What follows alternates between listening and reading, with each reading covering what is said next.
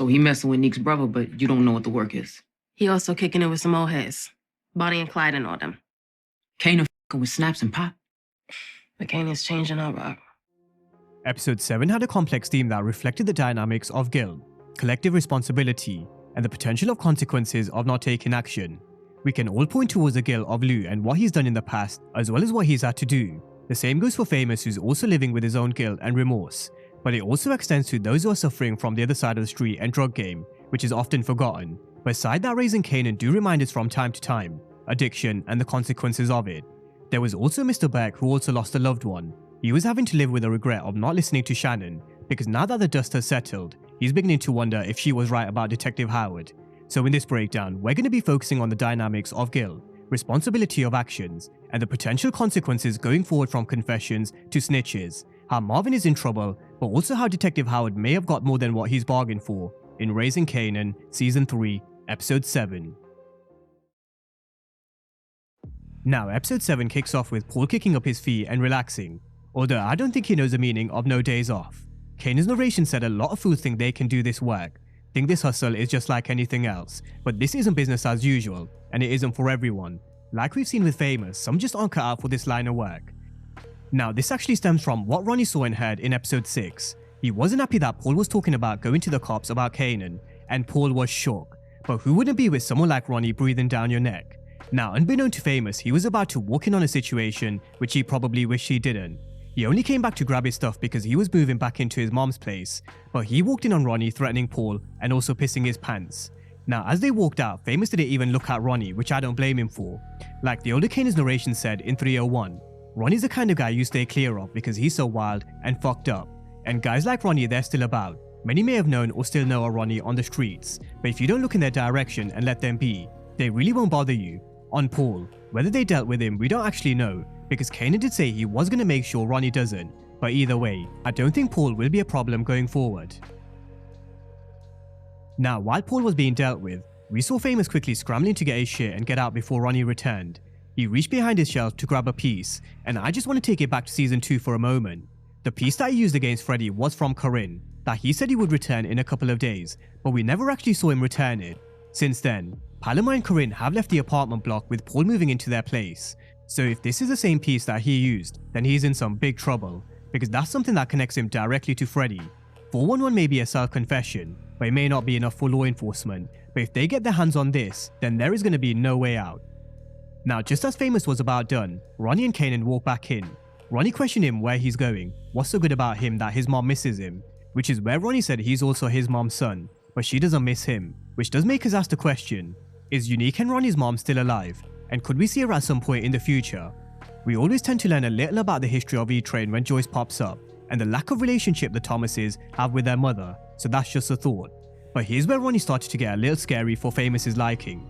He came closer and told him that nobody likes someone who talks too much, and it did take an assist from Kanan to get Ronnie to back off, with Kanan saying if Famous continues talking shit, then he'll fuck him up himself. Now, it must have been a huge relief for Famous to be out of the apartment and back home at his mom's place, where we see him hiding the gun in his closet. Again, it is something we need to keep in mind. If his mom finds it, he'll definitely be out on the streets once again. If law enforcement find it, then he's ending up behind bars. So let's see which direction they take his story arc going forward. Now, Panessa's story actually mirrored Famous's a little. She came back home to pack a few things because she was also moving in with her mother, and also because it isn't safe here without Neek. But just like with Famous, she walked in on Ronnie on something I don't think anybody wanted to see, Juliana and Ronnie. This is also where we had Juliana saying enemies are dangerous, especially when they're family. And look, as much as I'm not the biggest fan of Juliana, she isn't wrong. Blood may be thicker than water, but blood doesn't make you family either. So later we saw Ronnie following Panessa to her mother's to warn her, whoever did this to Unique at the tailoring shop is still out there. In other words, he knows where she's staying and he doesn't want to leave Jerome without her mother. And I do think the warning was heard loud and clear. Now, with Unique no longer in the picture, Rock wasted no time getting back in the game. She went to Stefano because there was a void that needed filling, but also because she was sick of being a landlord. She tried to do shit the right way, but what she realized was those with a badge or those in a position of power, they don't want you to do well. Like Franklin Saint once said, you try and do shit the right way, you went to the other side, but you know what he learned? The game's rigged. Initially, Quan rejected Rock's proposal because this business was more hassle than it was worth, and Unique's operation barely got off the ground. One of the major stumbling blocks that Unique was apparently facing was transportation. With law enforcement breathing down the necks of the crime families in New York, it was making life harder for those running their operation, let alone getting a new one off the ground. But we all knew this hurdle wouldn't stop Rock. She gave a very similar speech to that of Joaquin in season 2, where she'd said she was going to change the game, but this time it was he's got the ball, she's got the players, and her team always wins. So with that being said, Quan was on board, although Rock still had the small issue of transportation. With law enforcement, we pick up where they left off with Marvin's case, or should I say the lack of it. They didn't have too much evidence to go on at this moment in time, with Agent Tanner still fishing for answers. He wanted information from Detective Howard, who had that street knowledge, but he wasn't willing to give Howard anything in terms of the investigation. He was still keeping this very close to his chest. Now, in contrast to when Rock's name was being mentioned at the precinct, where Howard sent him down the wrong direction, Howard actually said the Italian mob had their hands all over the drug trade, and it's not outside the realms of possibility that Marvin could have had a hand in the Baisley and South Jamaica houses, but this was cut short when Howard spotted Chantel and Detective Peng. He managed to trace places with Peng, and then questioned Chantel where she spilled all the beans on how Lou came over and told her exactly what happened with Scrappy, but he was drunk. Now, because he was drunk, Howard said it wouldn't hold that well in court, as well as warning her not to speak to anyone else, including the police, because she knows what happens to snitches, which is something I want you guys to keep in mind, because I will be coming to a theory towards the end of this video when Lou pulled that trigger. After his conversation with Chantel, Howard met with Rock and told her exactly what went down at the precinct, but I don't think that's what we should be focusing on from this particular conversation. We already knew what was going to follow with Chantel. Rock asked her was there anything else that she needed to know, and there was, but he conveniently failed to mention that Marvin's face did end up on Agent Tanner's desk. So the question is, what is Howard's angle? Why did Howard decide to keep this bit of information from Rock? Could he potentially be looking to deliver a win for when he takes over Ogden's role by giving Marvin for the Baisley and South Jamaica houses? Or could he be keeping this on the back burner just in case he ever finds himself with his back against the wall? And if he does, could he give them Marvin as a bargaining chip? This is why I broke down the investigation board, breaking down who I believe are the real targets, who could end up in jail come the end of season 3. Detective Howard, Marvin, or Famous. So this little bit of information that Howard is conveniently keeping close to his chest is definitely one to keep our eyes on. Now, sticking with law enforcement, what we saw play out next will be why Howard will be center stage of my investigation this week. Over at the precinct, we had Shannon's father come in to collect their things, and once again, this was cold from Detective Howard, knowing that he was the one who got rid of his daughter, to giving the eulogy at her funeral, and now this. Howard is as cold as they come, which is in complete contrast to the guilt and regret of someone like Lou and Famous. Now, all the regrets that Beck's father has led him to reaching out to Adina Foyle. He gave her the photo of Adina and his daughter, but asked about Detective Howard, because in 203, Shannon mentioned that Howard was holding back, especially what happened to him at the park that night, and he's also got a hell of a lot of secrets. Now, Foyle knows that Beck would never have done what they were saying, and she actually tried to tell Mr. Beck at a funeral in 302, but after Howard's warning, she's scared. She's really scared she might end up right next to Beck, so she keeps her mouth shut, or will she? Howard gets to call into the captain's office where he's greeted with the congratulations because he's got Ogden's role, unofficially.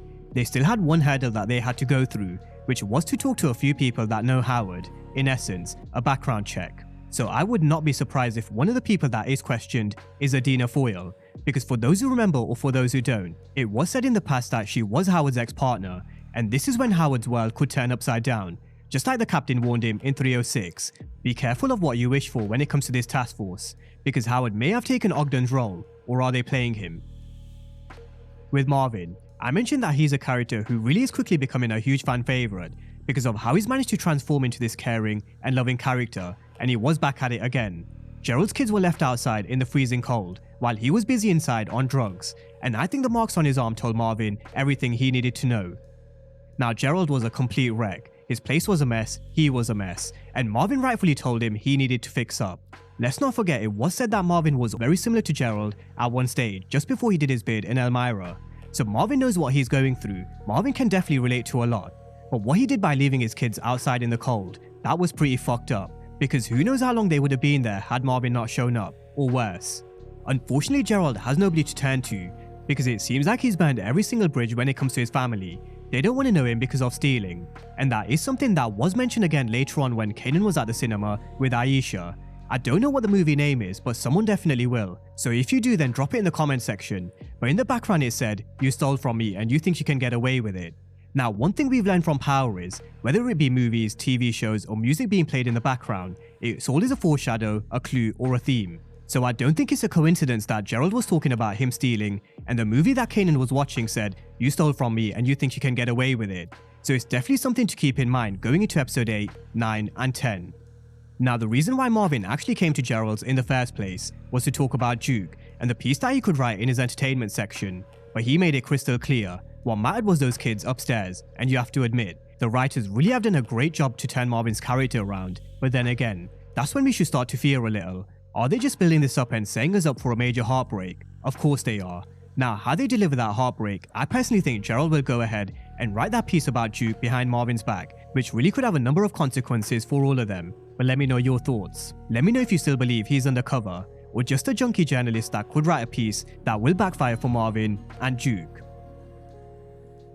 Now, speaking of Juke, we pick up with her in a photo shoot with Aisha and Crystal, and they're really about to take off. They've got their first gig with everything moving in the right direction, but with Crystal pushing her way out to the front, which I did say was between Juke and Crystal.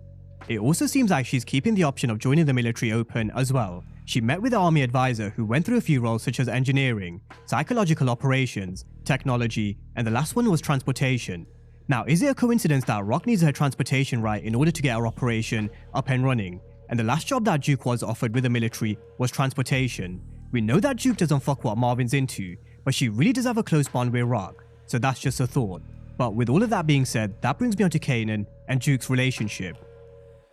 Juke and Aisha were in the toilet with Aisha puking up yet again, and I did question for a second whether she could have actually been pregnant, but we know her and Kanan haven't been there yet based on what happened at the cinema. Now, while they were in the restrooms, Kanan was getting acquainted with Crystal, but Juke gave her a stark warning, stay far away, because her cousin was with Aisha. However, because of what happened with Aisha at the cinema, he went straight over to Crystal's place later on, and this is the one thing Juke warned Kanan not to do. Don't mess around with Aisha, because not only is she a nice girl, but also because she's in the girls group. So with Kanan messing around with both Aisha and Crystal, I wouldn't be surprised if this completely breaks the girls group apart. And Kia mentioned at the beginning, nothing gets in between them and this work, and definitely not boyfriends. So Kanan might actually be the downfall of Butter, just as it was about to take off, which again, will only add to the bad blood between Kanan and Juke. After Juke heard what happened with Aisha, she came straight over to Kanan's place, and this is what I love about Juke. You can tell she's not scared of no one. Not Ronnie's guys, she's certainly not scared of Kanan, and she also isn't scared of Ronnie either. She even called Ronnie a fool in this conversation with Kanan while he was sitting at the back eating his Honey Nut Cheerios like a creep. But this is where the relationship between Kanan and Juke is turning. She warned him not to mess with Aisha because it would screw up everything she's got with her music career, and I can't wait till Juke finds out about Crystal, because then it really is going to kick off between Crystal, Kanan and Juke, especially because Juke's gone and told Rock what Kanan's up to and who with. We've got Juke telling Rock that Kanan's kicking it with Bonnie and Clyde, in other words, Snaps and Pop. Earlier in the episode, she told Kanan in front of Aisha they were two former bank robbers, which again, really does show how smart and savvy Juke is for someone who isn't in the game herself. Not only that, she tells Rock that Kanan is changing, and he's not the same anymore, which you can put down to a lot of factors. He wanted to be in the street life, there was a lot of manipulation and lies from Rock. Growing up in this fucked up world didn't help either, and now he's hanging around with the likes of Snaps and Ronnie, who will only further poison Kanan. So now it's over to Rock, let's see what her next move is. Now, in regards to her business, her next move was a Chinese restaurant.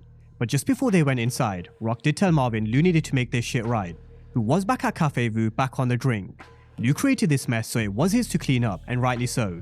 He should never have gone to Scrap's mother's place, no matter what he was feeling, because look at the domino effect it could cause. Now with business, Kwan's cousins and wife were scared to work with Rock because of what happened with Unique, as well as mentioning they still haven't found his body, so they are scared.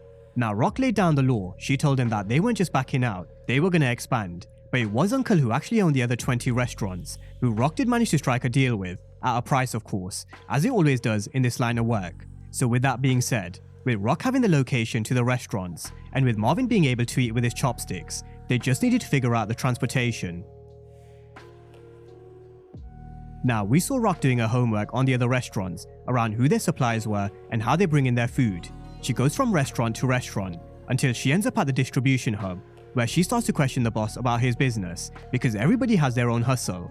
It's always good to learn how others make their money. So you see where Kanan actually got his entrepreneurial skills from. Rock was doing exactly the same thing Kanan was doing with Paul, except she was just doing it on a bigger scale. Now, while Rock was doing her homework, Marvin was doing his, dealing with the aftermath of Lou's confession. He came to the studio at the back of Cafe Vu, grabbed Lou and told him he fucked up. Now, Lou was that drunk he couldn't remember anything or confessing to Chantel, but it didn't matter. This had to be dealt with, and Lou had to be the one to make things right, and he did. Scrap's mom knew her time was up the minute Lou showed up. She let him inside and didn't even say a word. She closed her eyes and she knew what was coming next, which also does make me question. She should have known what was coming because Howard did warn her, so could she have given this information to someone else before she met her fate? Because something we still haven't seen is this. So are the chickens coming home to roost for Lou? Because there still are a few more regrets he's not dealt with. Let's also not forget Agent Tanner did see Chantel at the precinct, and these feds are very crafty. Once he finds out her blood is on the streets, could he start to dig deep and connect the dots back to Detective Howard? Either way, the stakes are higher than ever before. What happens with Lou? And could Agent Tanner trace this all the way back to Howard and really end up in an orange jumpsuit? Drop all your thoughts down below in the comment section. But as always, thank you guys for watching, and I'll see you next time.